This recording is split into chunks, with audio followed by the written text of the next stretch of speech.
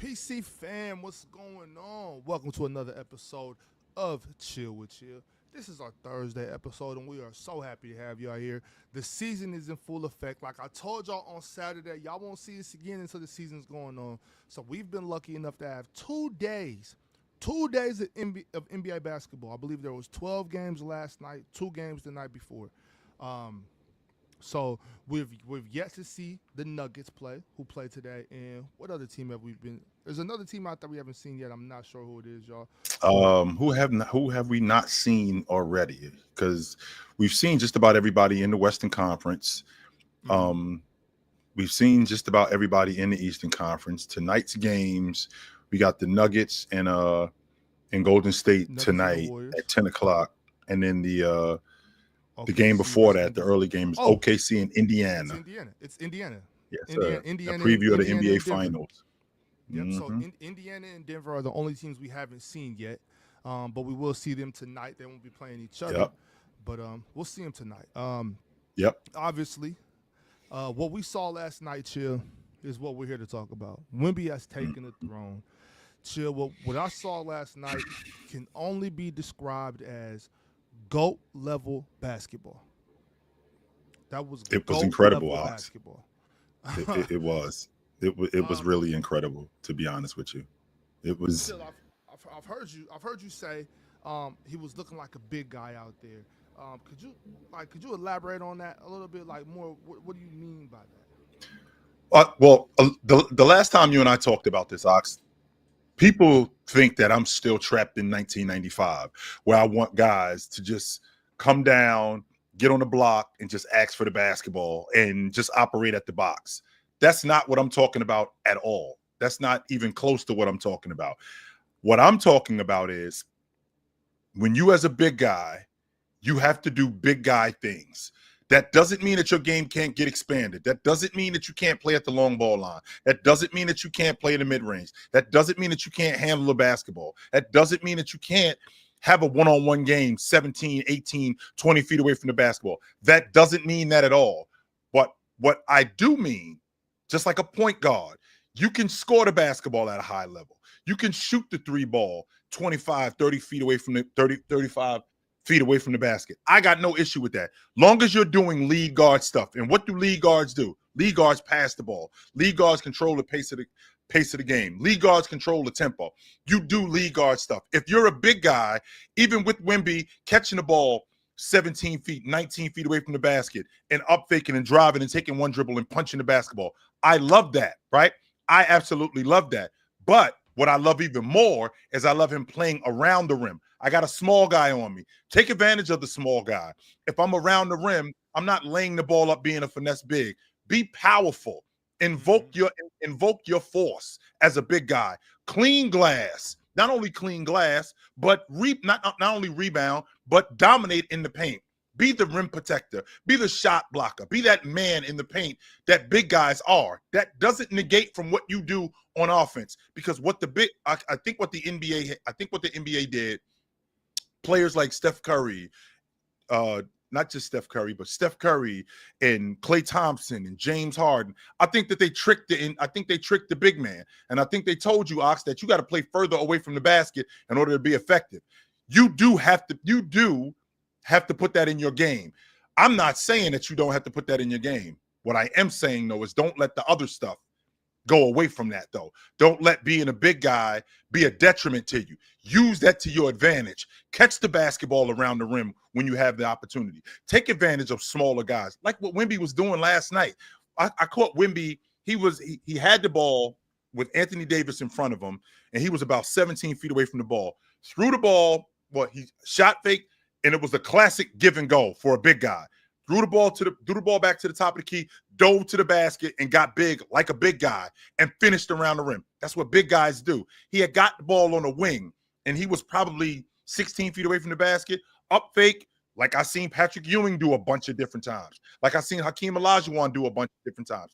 Up fake, right. Go around the guy, one dribble, get to the rim, punch the basketball. Invoke that violence that's necessary as a big guy, because you said it to me countless times, Ox. It's a jungle down there. So make it that.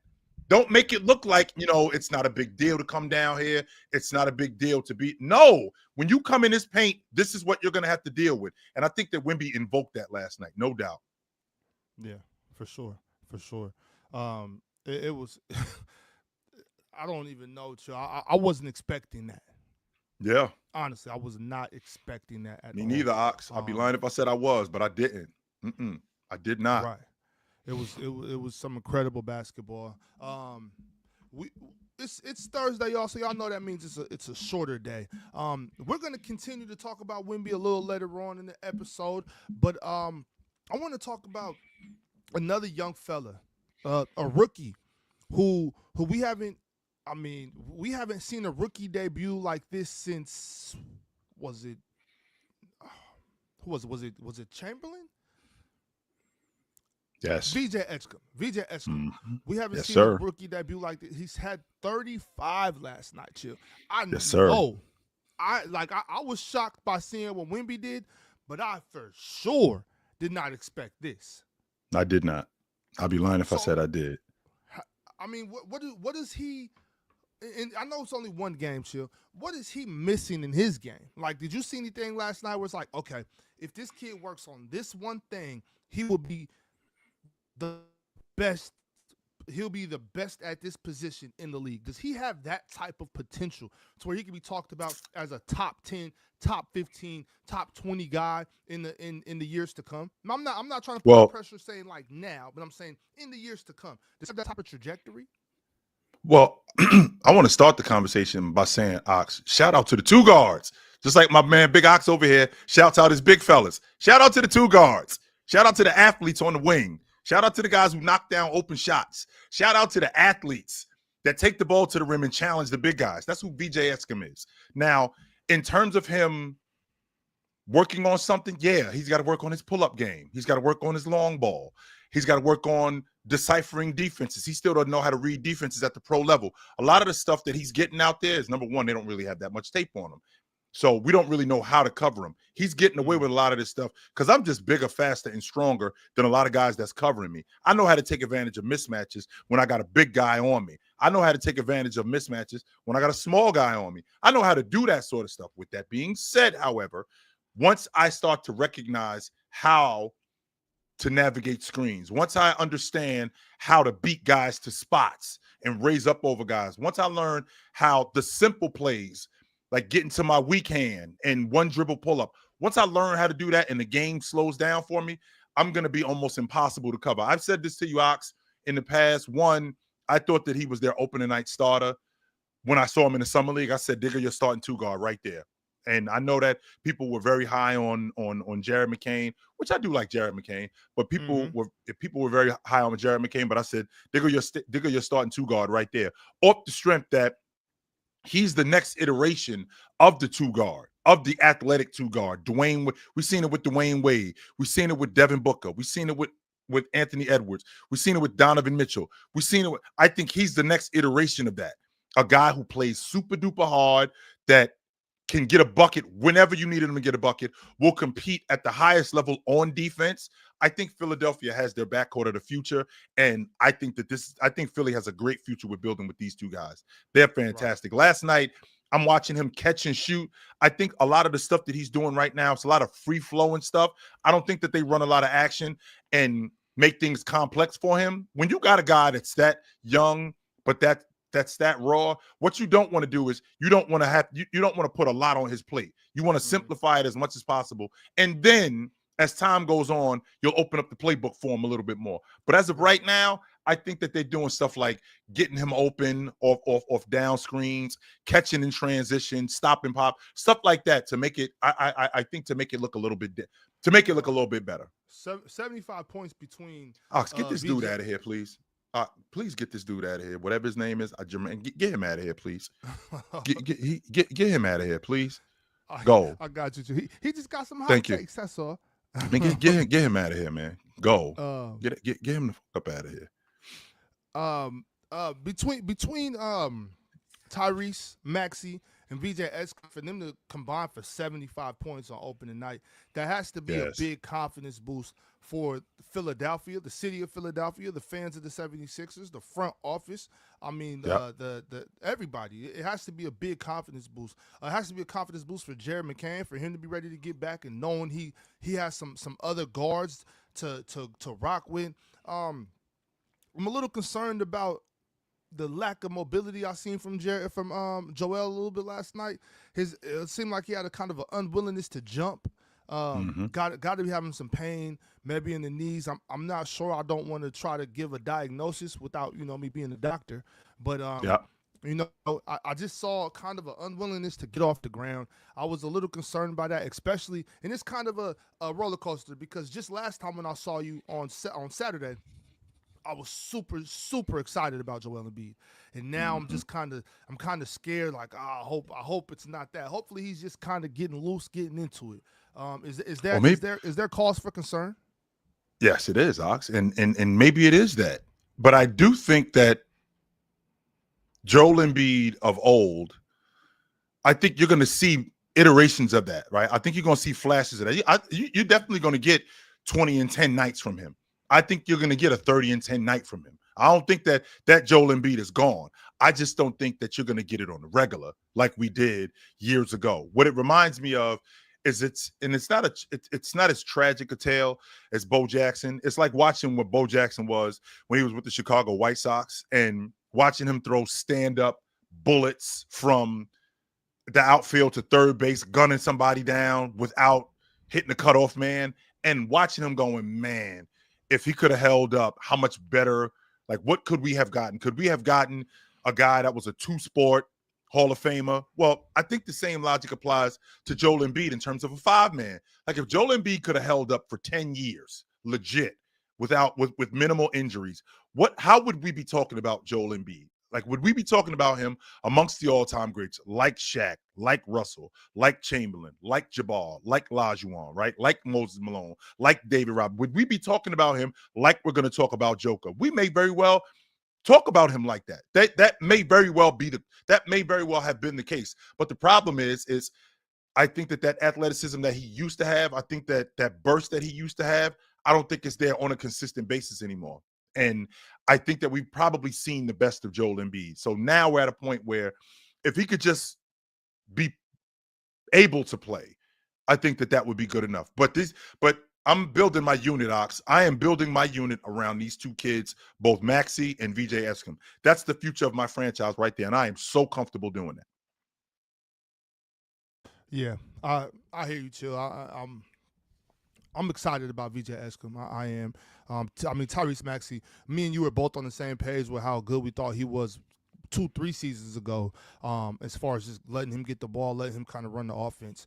So we'll see what happens. I'm still Ox, gonna. they destroyed you because of that. Ox, they shamed you when you told us 2.5, 3 years ago. Maybe we should be running the offense through Maxey. Maybe we should give Maxey the ball. Maybe we should have Maxey be our focal point of the offense. What are you talking about, Ox? Are you crazy? And I was part of that campaign. I thought you were nuts. But now looking at it, here we are years later, and we probably should be building our offense around these two guys, including Maxey. Yeah. And I think they're on that now, and we'll just see what happens. I mean, Paul George still hasn't played yet, so this 76ers team, Chill, Yep. we might have to go back and revisit where we think they'll land in the East, even if Joel isn't at full strength. If Joel isn't at full strength, but we can get a healthy Paul George, if VJ Edgecombe can be close to what he was last night, obviously we don't expect the kid to average 35. But if he can be close to this, and I mean Tyrese Maxey, I think this team could be more competitive than we gave him credit for. Let's see though, Chill. Before we move on, because I want to run down a couple more games that we didn't get to talk about on the panel. But first, let's see what Marcus from 626 got to say for us. What's up, Marcus? What's up, y'all? That was a hell of a first 2 days of basketball, just starting out. But yeah, last week I told y'all that Joel Embiid, when he had took that charge, that I didn't think it looked good when he was holding his knees. I did not think it looked good. I knew his mobility was gonna look like this and what it did yesterday. But on VJ Edgecombe, Chill. I think like a year and a half or 2 years ago, I think I went on your channel or I sent a super chat and on the panel that to watch out for him. I think I told you specifically to watch out for him when he was playing on the You Bahamas may team. have. You may Yeah. have. Yeah. So I ain't expecting him to drop 34. I'm excited they let him get up 26 shots. But all them shots they took, Who else it gonna was just shoot? Who yeah, else is shooting over there? If yeah, it ain't yeah. him or Maxey, I who love else is it. gonna be? I Because it love damn it. sure I ain't gonna be love it. Joel Embiid. I love it. I love it. Like he got all of his points. Just he wasn't trying to do too much. He was just taking everything that was just in the flow of the offense. He just took what the defense gave him. If he was wide open, he just shot the easy three. If he had a lane, he got to the basket. He punched one on them. One of them dunks looked like Ant. And in transition, he's gonna be one of the best transition finishers in the league Yeah. for years to come. Um, I know y'all So watched you that think Portland that? game. So you think Philly got the? So you think Philly got their man? Chill. I told you, he is my Anthony Edwards is my favorite player. He's gonna be my second. But yes, he's gonna be their two guard. He is going to be their Ant. I don't know if he's gonna be as good as him. Maybe I don't know, but yes, he's their two guard. But Fair enough. I know you watched that Portland game. Yes, That I did. defense by Portland, Mm-hmm. bro. Them in OKC. If the Portland Trailblazers can just stay healthy, bro, them in OKC, they're my two favorite defenses I've seen They're gonna be trouble. for this year. I love their Yeah, defense. They got for sure. a lot of pressure. They got Tumani. Jeremy Graham is playing amazing defense. Denny Avia. You got Klingon at the rim. They played amazing last night. Ant he just Was made too that much. leap. He just made that leap. He just made that Right. leap like I knew he would. He made that leap like I knew he would. You know, Right. that's the real best shooting guard. Chill. Yep. Yeah. That's but fair. I still think it's Donovan Mitchell, but that's fair. I think it's Anthony Edwards. Of course you think it's Anthony Edwards because that's your think it's guy. Anthony Edwards. I watched Donovan Mitchell yesterday go get busy. I watched him Not in the fourth quarter. slowly get it going, but I mean that's fine. I'm gonna see games where Anthony Edwards. I'm gonna see games where Anthony Edwards doesn't have it in the fourth quarter. I'm gonna see games where Donovan Mitchell does have it in the fourth quarter. So it's gonna happen. I'm not judging it off of one game, but I still think I just gotta brag real quick. Of course you do. Hell yes. Yeah. Just like I got to brag about Donovan Mitchell. I mean, he was at 22 in the third quarter. Yeah, Nobody did that yesterday. I remember last year you was talking about when they played Minnesota, you was bragging about how he scored 38 against Minnesota and they building and stuff like that. So, when Anthony Edwards goes off, I'm gonna brag about that. When Donovan Mitchell don't go off, I'm gonna laugh at that. Of course. It's a competition. It's gonna always That's what be it that. is. It's gonna always be that. I ain't tripping on it. All right, Marcus, appreciate you pulling up, brother. Yes, sir. Bro. Yes, sir. Yeah, Chill. I do feel like today on the panel we didn't talk enough about what Donovan Mitchell did last night. No, we didn't. Even though we got cut off. Yeah, we did. Yeah. Even though they did not, win the game, I think Donovan Mitchell showed a lot. Like you mentioned, that third quarter was crazy. Did you see anything from Donovan Mitchell last night that you didn't expect to see already? Early on, I didn't expect him to be as passive as he was, but then it made sense why he was doing that because, Evan Mobley had it going early, and I understood that. So instead of me getting involved with you, he just stepped aside and just let him get busy instead of getting in the fight with him, right? So if you got it going, instead of me getting in the fight with you and getting busy with you, I'm just gonna get out the way and just let you go. Well, I mean, that works in some instances, but a lot of times if you getting busy, if we're gonna win, I gotta get busy with you. That doesn't take away from, and I'm not gonna take away from you getting busy. No, I'm not gonna do that. What I am gonna do, however, though, is I am gonna get in the fight with you. I'm 100% gonna do that. So that was probably the only thing that I thought was surprising to me, that with Evan Mobley getting going, I would expect D Mitch to be hype about that. Like, let me get on my man page. Let me get involved in this. But he didn't. Right. And I think it resonated later on with Evan Mobley because the exact same thing happened. Like Donovan Mitchell got going, and then Evan Mobley took a step to the side. And I'm thinking to myself, you guys got to get on the same page. Just because I'm getting busy does not mean you can't. And just because you getting busy does not mean that I can't be in it neither. No, that doesn't mean that. Right. Well, Marcus did bring up that Blazers game. I was watching, super impressed with um I was thinking, you know, I got to talk to Chill about this, about the Blazers team, because you might have been onto something as far as how good they were. I still don't like. I still wasn't thinking that they would be a playoff team, but I thought they would be more in the mix. Now, that's what I thought last night. Then the first thing I saw at 6 a.m. this morning, Pacific time, was that Chauncey Billups was arrested yesterday after the game, or early this morning. And that kind of just took the wind out of me as far as where I was thinking. Chill, is that going to affect, how does that affect the Blazers?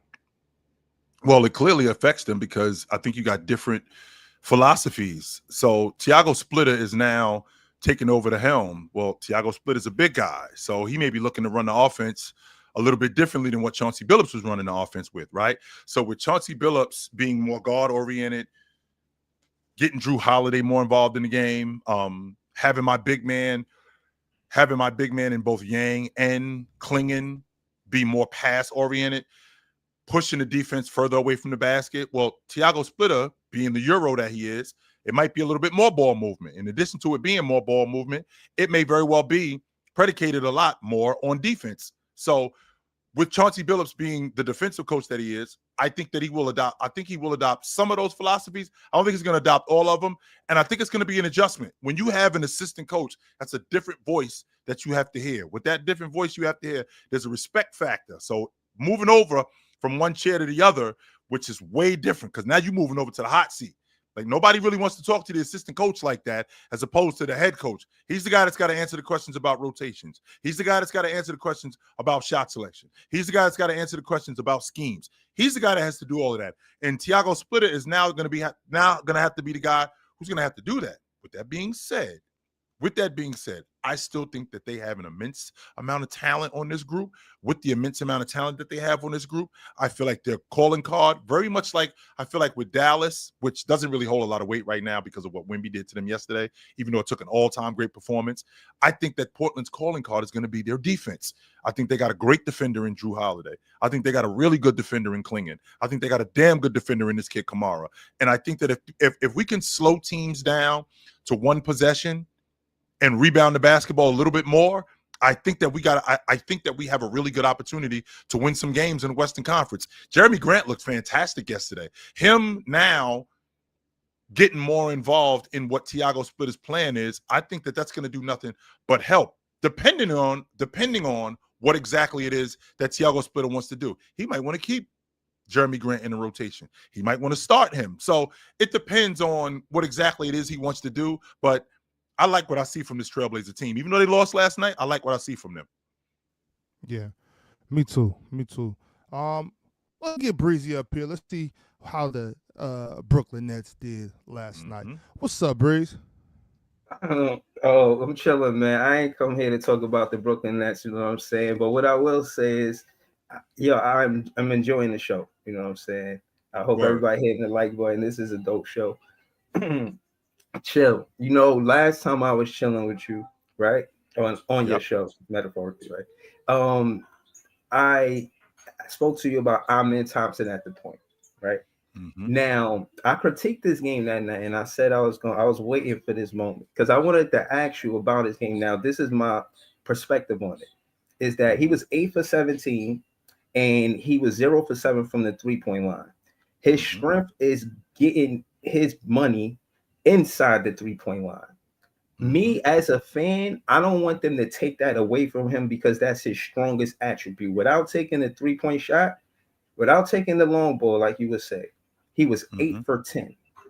So that's why I don't like him at the point guard, because defenses are smart, especially playoff defenses. You know, they could just sag and force him to make that shot. So I don't know. I'm still on the fence about him running point for the Rockets. How you feel about it?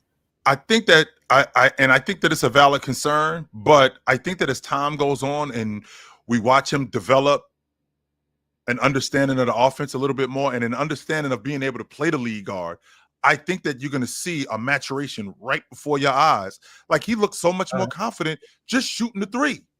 He looks so much more confident shooting the three. So imagine what he's going to look like with now having the ball in his hands more, playing pick and roll, playing downhill, getting into the teeth of the defense and looking for guys to pass the ball to. You think Sagoon and if they played it inside out and maybe run a play with Sagoon got the ball and he's looking for the double so he could find Amen for the three, and maybe he get open looks because of KD, because of Sagoon. You think he get open looks for the three because of those two players? I do think that. And, well, first of all, he's going to get open looks anyway because teams aren't closing out on him at the long ball line. In fact, they're going to leave him open. With them leaving him open, that's going to be a good thing because I think he's going to get up shots. I think that's going to be a good thing for him. He's going to get up shots. And I think that once that shot starts to go down, I'm not expecting to see a 35 to, I'm not expecting to see a 40, 45% long ball shooter.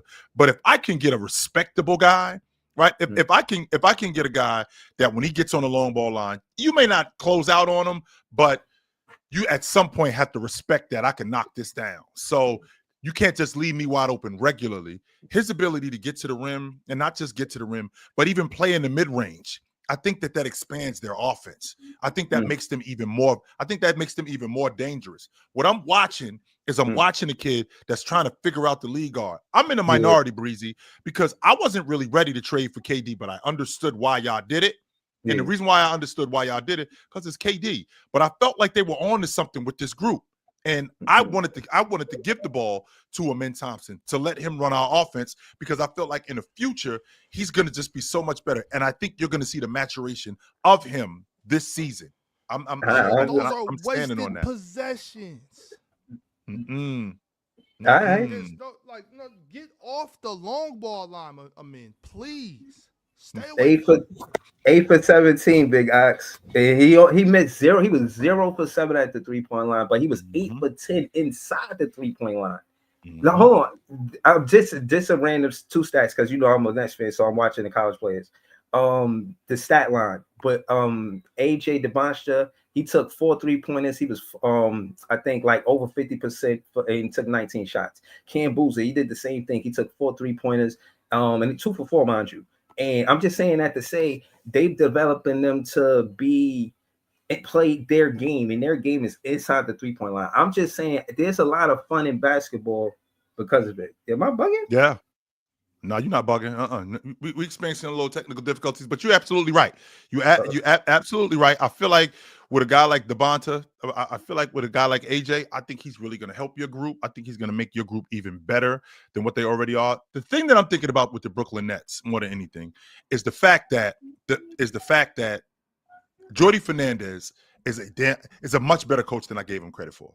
Much better coach than I gave him credit for. And I think that I'm going to see in terms of effort.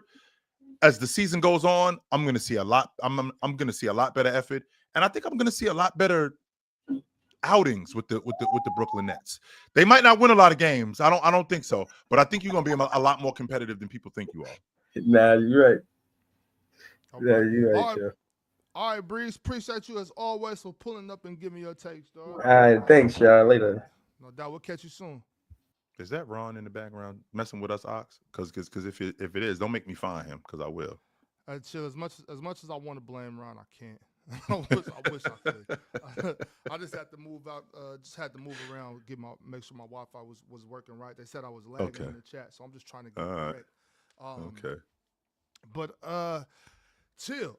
Speaking of Amen Thompson and the Houston Rockets, I want to talk about Kevin Durant. He was asked in an interview. I believe the interview might have been from Sports Illustrated. Forgive me if I'm wrong, y'all. But he asked kind of like, do you feel the same way? So y'all remember when Kobe left the Lakers and he was, really needed to get that championship off, And because he didn't get any finals MVPs with Shaq or anything, and he was the sidekick, right? And so Kevin Durant was asked if he has those same feelings. Kevin Durant said, no, like, why would I have those feelings? I don't feel like I was Kobe to Steph's Shaq. Meaning, He's not meaning because he said verbatim, I won Finals MVPs. Mm-hmm. I was averaging 35 a night. So I don't have any pressure to win a championship without Steph. Chill, are you buying that? I am. And the reason why I'm buying it is because if he would have just jumped on the crew and was along for the ride, then it would make so much more sense. But that wasn't what was going on with him. No, I 100% did my job while I was here. I was the focal point of the offense. And it wasn't always great, right? Because I could be a ball stopper from time to time. I'm a one-on-one player. I'm one of those guys that you got to get me the basketball. I need the ball. This is what I do. I'm a bucket getter. But with that being said, I still did my job.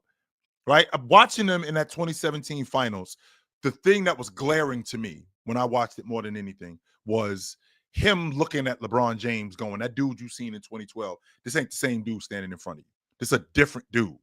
Even though I'm on a better team and I got better talent around me, I'm a different dude. I'm a different player today than what I was 5 years ago when I seen you in the NBA Finals. So you're not going to get that same output. You're going to get a different player. You're going to get a guy who ain't afraid to take big shots. You're going to get a guy who's getting downhill more. And I'm doing my job. They didn't just bring me over here for me to just sit in the corner. They didn't just bring me over here just to be like a 2 or 3 dribble bucket getter and that's all I'm doing. No, he did a number of different things to help carry this team to an NBA championship. And he didn't just do it once, Ox. He did it twice. So with him doing it twice, I think it got validated that, yo, I'm that dude. I'm 100% that dude. I was not a sidekick. I definitely did my job. Do I have to prove that I can win without Steph Curry? I'm not on that. If he was just on the crew when they won it and Steph Curry was basically doing the lion's share of the work. If that happened, then I could get with that. But nah, Yeah, I mean, I understand that, Chill, but I mean, and mind you, I think KD is stamped. He's certified as a great. He's a living legend. He's one of the best offensive players we've ever seen. He's one of the best basketball players we've ever seen. Damn, just offensive. He's just one of the best hoopers. The best hoopers we've ever seen. When you ask somebody who was the best hooper you ever seen, I guarantee you, if you have a conversation, Kevin Durant's name is coming up for sure. So as far as that goes, Chill, there's no question. I would like to think that there is a little bit of something there, though. Like, yeah, KD, Warriors won one, you came 1-2, Warriors won another one. You haven't done anything close to that without the Warriors. So I would think that there is a little something there, you know. But Chill. There's trade rumors already. 2 days into the season, Chill, we're already talking trade rumors. Apparently, Chill, the people want to see Giannis in San Antonio with Victor Wembanyama. you break. What would that look like? Who would have to go? And is that something that you wouldn't mind watching? To be honest with you, I don't want to see that. I don't. And the reason why I don't want to see it is because it goes back to the level of competition just getting weakened. It's like what KD did when he jumped on the Warriors. Oh man, I want to see the competition being spread out. I don't want to see Magic, Jordan, Barkley, and James Worthy and Dominique Wilkins on the same team. I don't want to see that. No. And where we live today with both Giannis and Victor Wembanyama, what's going to end up happening is he's on that crew and it's going to turn into the Warriors. You guys are going to hate them. You guys are going to hate them because they're going to run through the league. They're going to destroy everybody. And it might not be picture perfect in terms of fit, but I do think that it works. What I mean when I say I think it works, Ox, is Giannis being the distributor, Giannis being the downhill guy, Giannis being the ball handler that he is, I think he can offset what Wemby does. Because Wemby can knock down mid-range shots. Wemby can knock down the three. But Wemby can also be dominant around the rim. And I can just like what Brook Lopez could have been, inverted with both Brook Lopez and Giannis. Inverted and go the other way. So Brook Lopez was the guy playing on the perimeter, stretching the defense, and Giannis was the guy that was dominant around the rim. So I want you to flip that around. So Giannis, because this would take years, this would put years on Giannis's life, because Giannis wouldn't have to be that dominant force taking that pounding, because now I got this young bull around the basket that I could get the basketball to, plus can stretch the defense and be even better. If I can do that, I think that this team would be in defense. I think those two guys would be great. But to add to that, with both Giannis and Wemby on defense, I mean, that front line would be impossible because I got a glass cleaner in both of these guys. I got an elite rim protector in Wembanyama, and I definitely got a back end guy in Giannis who's a great recovery defender. So with that being said, I think that it would be good, but I'm over the super team thing in bomb squads like that. I mean, super team. I'm past that. I don't want to see that. I'm good. Right. I want to see Giannis go up against Wemby. I think that's Right. a great battle. Exactly. I don't want to see that either, Chill. And that kind of brings us back full circle to back to what Victor Wembanyama is, and him just I think last night, being that it was against what a lot of us think is the best front court rotation in the league, with Anthony Davis, Derek Lively, Cooper Flag, PJ, Gafford. A lot of us think that's the best front court rotation out right now. And the dominance that Victor Wembanyama showed last night is more reason why I'm with you. I don't want to see that. I don't think Victor Wembanyama needs Giannis Antetokounmpo. I think this team is good enough right now to be a competitive basketball team.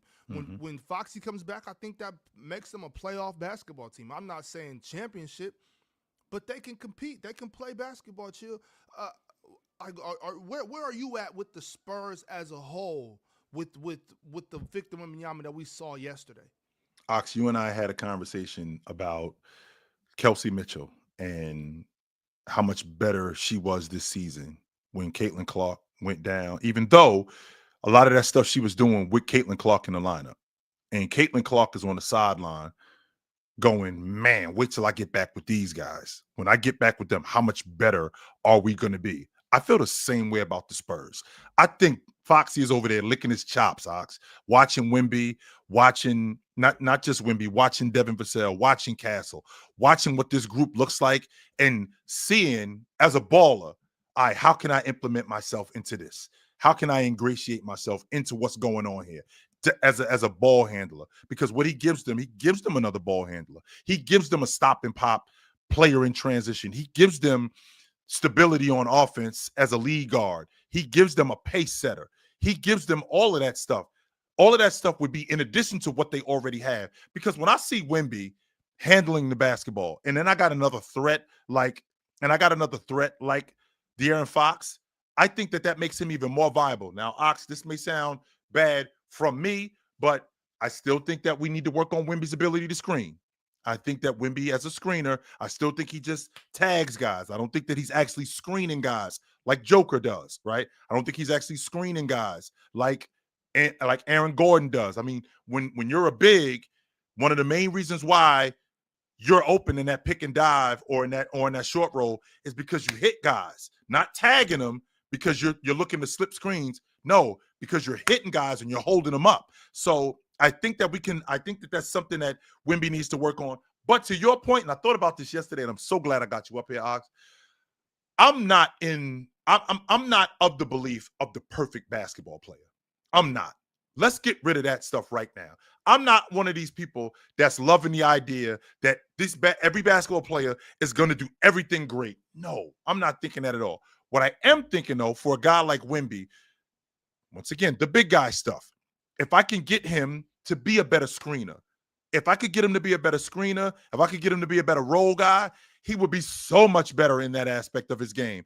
Now, is he going to be a ball handler like Kyrie Irving? I'm not asking you to do that. Is he going to be able to crack the long ball with the best of them in the league? I'm not asking you to do that neither. You can do that. You can definitely implement that in your game, but I ain't asking you to do that. But the fact that he has these things in his game and we can expand on that, I just think that makes the San Antonio Spurs so much better. And couple that, Ox, with how good Fox is. I mean, I think this Spurs team, they're going to be something to deal with. Yes, they are. Yeah, I think so too, Chill. Shout out to Peace Warrior 9920 in the chat, because Asia Wilson is the perfect basketball player. She's fantastic. I don't think there's anybody that's ever watched her. If there's anybody that ever watched her, if you don't think that she's fantastic, you don't know nothing about basketball. You don't. Definitely. We're gonna get to talking about a couple more games from yesterday, and we'll also preview the game tonight, the Warriors versus the Nuggets. But first, I want to bring my man Davion up to the stage. Let's see what Davion got to talk about. What's up, Davion? What up? What's up? How y'all doing? How y'all doing? What's up, brother? So, I want to talk about the Trailblazers. Yes. Well, first with Chauncey Billups, that's really what I want to talk about. Yep. So, I think with the Trailblazers, they biggest thing is they lead a Chauncey Billups. Like over the last seasons, him being on the team, the only like kind of belief you kind of got in the Trailblazers was that Chauncey Billups is he's the new coach. He gonna put some new life into them. He gonna be able to give them a new game plan, all this and that. I don't think the Trailblazers, as far as like the players, they only got like a leader for the team. I think Chauncey Billups is the voice. He is like the person in the locker room, keeping everybody together, keeping everybody going, getting all the new schemes involved, getting everybody comfortable, make sure relationships work. And I think without him, I think their team is gonna go. It's just hurting their season a lot. I think for them, this is their biggest season coming up. They got better players, they got veterans, they got young players. They know what direction they want to go into. Everything working good. They played great yesterday. I thought they was gonna win yesterday. Yeah. They didn't end up This winning. I throws a thought they were monkey gonna wrench in win. what they're doing. This throws a monkey Yeah, wrench in what they're like doing. the locker room gonna be threw off. Like the next game, like as far as Thiago Splitters stepping up, like you said, everything as far as coaching gonna be different, lineups, all that type of Yep. stuff. Like it's just gonna mess up their whole locker room, just on the court, off the court. Just even when he come back, if he come back, like everything just getting adjusted. It just messed everything up. Just because like they was going in the right direction, and they just kind of like threw something into it and messed it up. I had high hopes for Portland this season. I had them making the playoffs. I had them playing their way into the playoffs. I don't think it's ridiculous to think that they could still do it, but I don't feel as confident now as I did before this whole thing happened. No, I had real high hopes for the Trailblazers. Yeah, I know you were saying like they was gonna make the playoffs and stuff like that, and I specifically was watching their game because you were saying they was a team to look out for this year, and I'm like, let's see what they're gonna do. They defense was looking real good yesterday. They was Yes. pressuring like they pressure was looking real good. They Yep. was moving the ball, like everybody was getting involved. It was a lot of good ball moving on the offensive end. It was just overall good. Like I said, I thought they was gonna win, and start turning it up. And that towards that halftime, I knew he was gonna turn it up after he had got that. He kind of got fouled. I don't know if you remember. And he was like kind of complaining to the ref. I knew he was gonna come out in the second half, kind of ready. But That was at the yeah, end of the like second quarter. I remember that. Yep. That yeah, was at the end of yeah. the second quarter. Did we lose him? I think we lost him, Ox. Oh, yeah, I think so. Yep. Damn. Well, anyways, appreciate you for pulling up anyway, Davion. Absolutely, Davion. No doubt. But, it's only our show, so we got to keep it moving. Chill, I want to talk about the Miami Heat versus Orlando Magic. You know that Orlando is one of my favorites coming out the East. Yeah. But I'm also really high on Miami. Orlando ended up edging the game out, but I'm curious. First and foremost, shout out to Norman Powell coming with 28 points last night. He's By the way, don't leave that out. That's very important to mention that. Let's not forget about my man Norman. No. But chill. 14 minutes for Khalil Ware? What's happening? And he didn't even start the game either, on top of that. Not only 14 minutes, but he didn't start the game, which kind of gives me concern. Because I know that, Spo has had some reservations about him, about his professionalism. Not necessarily his work ethic, but just his professionalism, like him being a pro. But with that being said, I mean, if we're going to win games this year and we're going to be competitive, he has to be in the lineup. No question about that. And he's got to play more than 15, 20 minutes. He has to. And I think with Spo, I think he demands that. And I think he demands it regularly. And I think that he's one of those guys who still is learning, right? I feel like Khalil Ware is still learning, but I also think with his game and what he's exhibited over the course of the last season, plus in this preseason, I mean, I think that he could be an all-star. I think that he could be the most improved player, the glass cleaner that I saw in the preseason, how he stretched the defense. I don't love him getting switched on to smaller players on the perimeter, but that's fine. He's a big. I think that we got guys that can possibly protect him, like Bam, like Andrew Wiggins. I love that about him. But with that being said, I think that this kid, if he can grow up a little bit more, because I think he only played 1 year at Indiana, if I'm not mistaken, maybe 1 or 2 years at Indiana. But I definitely think that they got their big guy of the future. Last night, Spo taking him out of the game, and they needed that rebounding, which was detrimental to them. That's why they weren't able to come out with that win, because they got killed on the glass.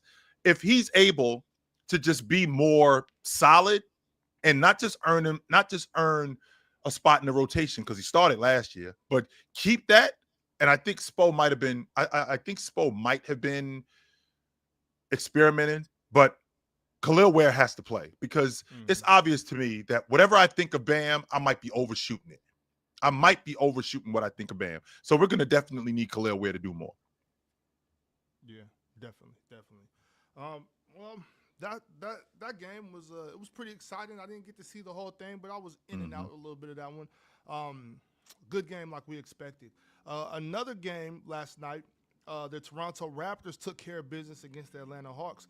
I had Toronto from the beginning. I know a lot of y'all had the Hawks. I'm just still not sold on that team. I know you're high on them. I know you said that Cleveland doesn't want to see them. Last night, I Do shouldn't. you still feel that way, or is it just just first game, no big deal?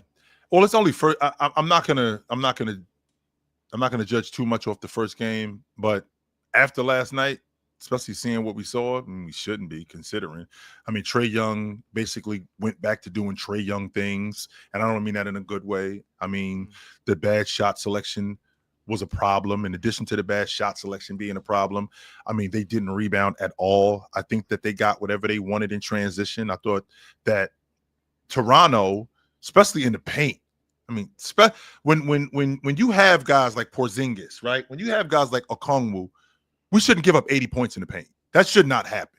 That's unacceptable, Ox, to give up that many points in the paint. And for that to be the case, I don't just think that that's the players. I think that's coaching too. Like, if I'm not mistaken, Ox, you're not going to sit around as a coach and watch guys just continuously give up rebounds. You got to come sit down. I'm gonna get some. If you're not going to play, I'm gonna get somebody out here who is going to play, even if that means that we're getting smoked. But I'm going to get somebody that's going to give me effort that's necessary in order for us to be competitive. And I don't think we got that last night. Yeah, I don't think that we got that last night at all. Are you impressed that Toronto was able to do that with only making 6 3-pointers? 20 to smoke them last night? Absolutely. That was bugged out to me. The fact that we live in a 3-point league. We live in a league where the long ball is ridiculously immense. I mean, if I'm not mistaken, I want to say Tuesday night, I want to say the Warriors, I think they shot 51 threes. This is what's going on in the league. I think the Warriors shot 51 threes, right? I think the Lakers shot 42. So, I mean, teams getting them up. Teams are 100% getting them up. For the Toronto Raptors to not make Ox, they only shot 6 threes. Right? For them to do that right there, I mean, that's a big deal. And we do need to clarify something. So Coach S from the Mercury, so she didn't take the Raptors job. She took the tempo job. That's what she's coaching. She's not coaching on the Raptors staff. She's coaching the Toronto tempo. Yeah. We had a clarification error earlier that she ended up on the Raptors staff. No, she's not. She took the tempo job. Yeah. We had to get that cleaned up. Mm-hmm. Yeah. Right. Okay. Definitely. Moving on to tonight's games. Unless you had another game from last night that you want to talk about, I think we covered all the relevant ones. I mean, not that there's any irrelevant teams in the NBA. Just I ain't appreciate that ass whipping that them Clippers took last night, Ox. I ain't appreciate that at all. Y'all see how I tried to just skate past? Yeah, he did. Ox got a Bentley over there in the corner that he ain't want me to see, right? He's showing me all the other rides. He figured he tucked that Bentley over there in the corner away and hoped that I don't see it. I did not appreciate that ass whipping last night at all, Ox. No. That was unacceptable. I have no defense for that. Chill. I didn't watch the game. I didn't see any of it because I wasn't. I'm not expecting that. I'm expecting this to be a game I don't really need to see. Me too. But I mean, that was crazy. I've heard some things. I've done a little box score watching, but that's just one of those games where it's. I don't know. I don't know what to say about it. You got to be better. We have to be better. No doubt about that. They got to be better. Yeah, nothing like that can happen. Like, you can't let stuff like that happen. That's crazy. Chill. Max says that the Raptors actually did take 25 threes and they only made 6. Of course they took 25 threes because Max wants to be one of us. That's why that's why Max makes sure that he corrects me whenever I say something wrong. Yeah, because he wants to be up here so bad with us. Max, the PCL is still about. So you could get in it if you want. You could 100% get in it if you want. Because if you really want this smoke, you could get in it. Because every time I turn around, you got some slick shit to say to me. You do. Every time I turn Honestly, around. I would like to see Max in the PCL. I would like to see him too. I've seen Bring Max it. on stage a few times. I've been on stage with Max Bring a few it. times, and Bring it. he know a little ball. I would like Bring to see it. Max in the Bring it. PCL. That'd be Bring dope. it. You clearly want my spot because he always got some slick shit to say to me. So bring it. Bring it. Is it your spot, Chill? I mean, those are some big shoes to fill. He clearly want my spot. He always got some slick shit to say to me. So because of that, bring it. Okay. That's all I'm saying. Okay, no doubt. Right. So tonight's games we have. Let's talk about Nuggets versus Warriors. What are we expecting to see?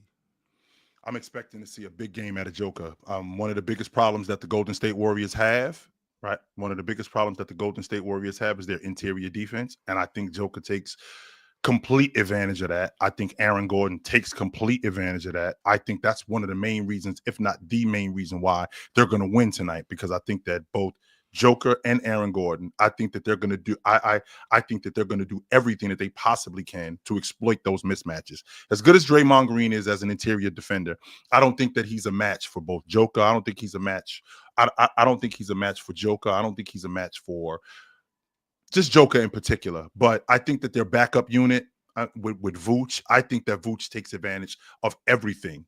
I think he takes advantage of everything that their second unit has on that front line. And that's why I think that they win tonight off the strength of their second unit and off the strength of their front line, because I think that as good as Steph Curry is and as good as Steph Curry can be at the long ball line, in addition to Jimmy Butler being a draw and kick guy that he is, with Buddy Hield being the stretching the defense the way he does, and I love the fact that their offense moves the way it does. I think they have a gaping hole, and that's in their front line. And I think that the Denver Nuggets, that's one of their biggest strengths. One of their biggest strengths. Okay. So Chill, you don't think Al Horford and Draymond Green can hold their own against those big fellas from Denver? I just think that I think that Al Horford is one of those guys. He's an enigma because Al Horford, as old as he is, he still got the goods. With him still having the goods, he still is old though. So what I expect him to be, I don't expect him to be that as much. And I can tell you, I can tell you, with him being as old as he is, he can still do a lot of stuff that he used to be able to do, only except he just can't do it as consistently. And the last person that I want to be able to test that against is Joker. I don't want to test that against nobody else. If I'm going to test that against somebody, I don't want to test it against Joker. Nah, that's not it at all. That's not it at all. Right. Next, Chill, is the rematch of the finals last year. Got the OKC Thunder against the Indiana Pacers. Obviously, no Tyrese Halliburton. I still believe there will be no J-Dub. So, how's that looking? Who you got in that one? I got them blitzing Indiana tonight. I got them blitzing Indiana tonight. So you lose your point guard, your starting point guard. In addition to you losing your starting point guard, you lose your 5-man, and you don't supplement that. And you lose your backup big in Bryant. So this is parts of your offense that you didn't have, right? This is parts of your offense that you had last year, and you were in a dogfight with them. Now that's gone, and now Oklahoma City just looks even more revved up. I got them blitzing Indiana tonight. I got Matherin getting busy. You mean like 20 plus? Yeah, I got them smoking Indiana tonight. I got them smoking Indiana tonight. Yes, sir. That's in Indiana's building too, by the way. I got them smoking Indiana. Yes. Also, I got them destroying not only that, but TJ's not playing either. So that means that Nembhard is going to have to lug the lion's share of the minutes, which means he's going to have to do all the playmaking. I'm going to have to get buckets from him at the lead guard spot. In addition to him getting buckets from him at the lead guard spot, he's got to get everybody else involved in the game. So that means he's got to get Pascal involved, which means Pascal's going to have to do way more. When we're throwing a bunch of different bodies at Pascal Siakam, I think it's going to be bad for Indiana early and often. Well, we'll see. Y'all make sure to check it out tonight. Also, one second. Let me make sure I pull this up. Tonight, we will be on playback.tv. That will be at 10 p.m. Eastern time. That's 7 p.m. Pacific time to watch the Denver Nuggets take on the Golden State Warriors. So do not be late if you want to watch Jokic versus Chef Curry. Don't be Mhm. late, y'all. Please, just please don't be late. That's one thing I can't stand is late people. Don't be late. Be where you Just supposed 'cause to be when you're supposed to be there. What the hell? How hard is it? Hey, your ass where you supposed to be at? When you supposed to be there? I mean, because y'all going to be late, and then y'all going to be like, Cheerio, where the VIP? Ox, can I get a VIP? Come on, Ron. Like, if you show up late, the VIPs are gone, bro. Like, last game, we had a full house. I'm talking about a full house. People came in there quick, so the VIPs go fast. If Ox tell me, if Ox is at the door and Ox tell me, chill, if you come past 11:30, I don't know if I can get you in. I'm there at 11 o'clock. Right? I'm there at 11 o'clock. If he tell me, chill, if you come past 11:30, I'm not sure if I can get you in. Nah, I ain't trying to hear that. Yeah, but see, chill. A lot of these guys will show up. I said 11:30. They'll show up at 11:45, 11:50, and then got the audacity to talk bad about me. Like, oh, Ox said he was gonna get me in. I told you. I don't know what I could do. I don't know. Before we get out of here, though, let's take care of a couple of these super chats we got. Oh, wait. First, I wanted to say something to I'll Talk You Listen in the chat. I already said, you know what I'm saying, I didn't watch the game, so I can't just speak on something I didn't watch. I didn't think that was going to happen. If I thought the Jazz were a formidable opponent, I would have watched the game, and then I would have something to say. And I wasn't ready to kill Houston. I was just speaking on what I saw. I'm speaking on what I told y'all was going to happen, Houston, and what happened. At the crunch time in the end of the game, Reed Shepherd could not get Kevin Durant the ball. Amin Thompson couldn't do it, and then he cramped up anyway. So all I did with Houston was reiterate what I told y'all was going to happen, which is what exactly happened. Chill, we talked about it the day before the day of the game. I said all those shots, if he's out there shooting, those are going to be wasted possessions. So I know you don't agree with that, but if you go 0 for 7, as far as I'm concerned, what are you doing? So bad shots can equate to turnovers. Yes, they can. Right. So y'all don't tell me I was ready to kill Houston. I just spoke on what I saw against the best defense in the league. Well, I don't make the schedule, bro. Let's see. Jonathan Frazier. Fellas, I told my boys it sucks Bron only going to be the GOAT for 20 years because Wemby about to come shut the door. I'm getting on that train while I can. I mean, from what I saw early, what I'm not interested in is when I get like 18 and 9 out of Wemby. Wemby sucks when I get like 21 and 9 or 21 and 10 and 5 turnovers. Wemby sucks. No, I'm not interested in hearing that. I'm not. Because you're not going to get 40 and 15 every night. That's not going to happen. You're not. But what you are going to get, you're going to get a dominant defensive player who's awesome. The question is can Wemby hold up for 15, 20 years? Can he do that? Because if he can, we'll see. Right. And we do judge every team after playing OKC, especially if OKC doesn't even have one of their best players in J-Dub on the floor.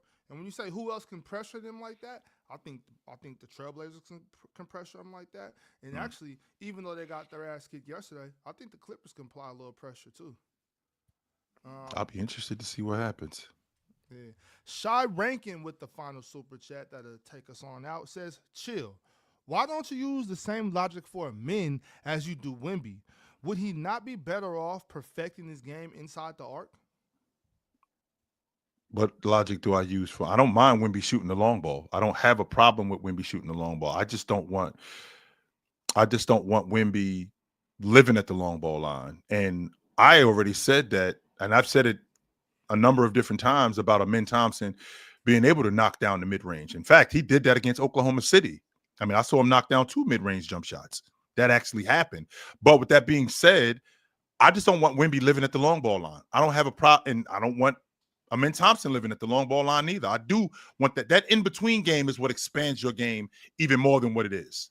And I don't just think that for Wemby. I don't just think that for Amin Thompson. I think that for all players. You have to have that in-between game in your game, because if you don't, then if you just a long ball shooter, if you just play on the block, it's not that difficult to neutralize you. But if you play in the mid-range and you're just as effective in the mid-range, I think that makes you even more. I think that makes you even more of a problem. And that's what I want for Amin Thompson. I want him to play in the mid-range. I want him to play at the long ball line, and I want him to play at the rim. Right. Yep. Well, y'all, that's the end of the super chats. Don't got anybody left in the lobby, and we've been here for an hour. So we're gonna head on out before Claire starts to, text my phone and tell me I can't even repeat the type of stuff she be saying Don't do that. when we go over an hour. But we'll catch y'all later. Don't be late to playback, and we will also be on the panel tomorrow at the same time as we're always on the panel. So be there. Absolutely. Chill. Good to see you guys. Y'all know where to find us at. Me and the big fella, we here Thursday and we here Saturday, 4 o'clock today, 12 o'clock on Saturday, 12 o'clock Eastern, 9 o'clock Pacific. So we will see you guys soon. Until then, put on a suit, drink water, don't drink and drive. Hey, man, call your mother. Last time you talked to your mother.